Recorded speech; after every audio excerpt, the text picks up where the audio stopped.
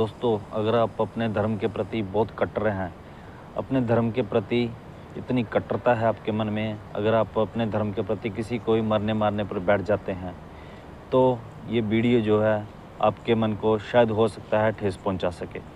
और अगर आप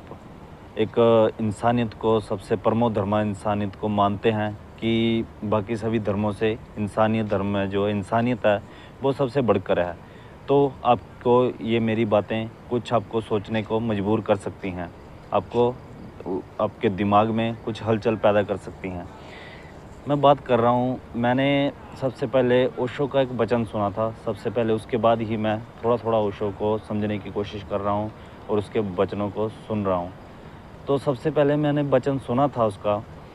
कि जो ईश्वर है, भगवान है, वो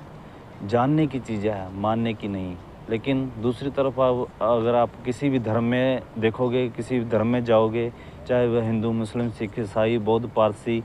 कोई धर्म है, किसी भी तरह कोई धर्म है इस पृथ्वी पे, हर धर्म में यही बात होती है कि ईश्वर मानने की चीज़ है, जानने की चीज़ नहीं है। ईश्वर को बस सिर्फ मान लो, उसको जानने की ज़रूरत नहीं है। और अगर आप सीधा ईश्वर को अगर आप किसी भी धर्म में पैदा हुए हैं,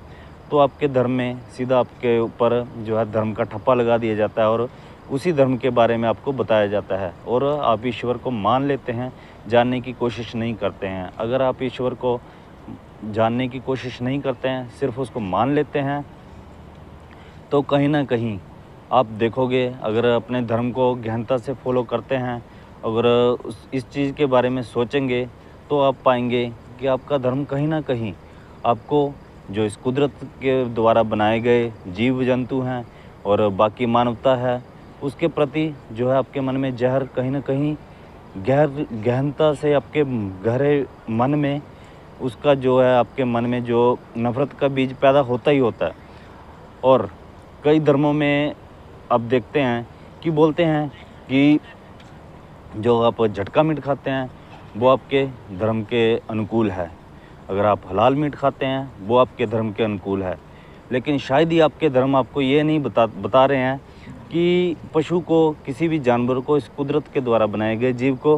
क्यों ही नुकसान पहुंचाना है। लेकिन इसके लिए भी एक ऑप्शन दे दिया गया है कि आप पशुओं को नुकसान पहुंचा सकते हैं, लेकिन उनको हलाल करके, नहीं तो झटका करके, लेकिन नुकसान पहुंचा सकते हैं। लेकिन वहीं अगर गहनता से अगर कोई सोचेगा, धर्मों का ये अनुशासन होना चाहिए था कि किसी को नुकसान नहीं पहुंचाना चाहिए।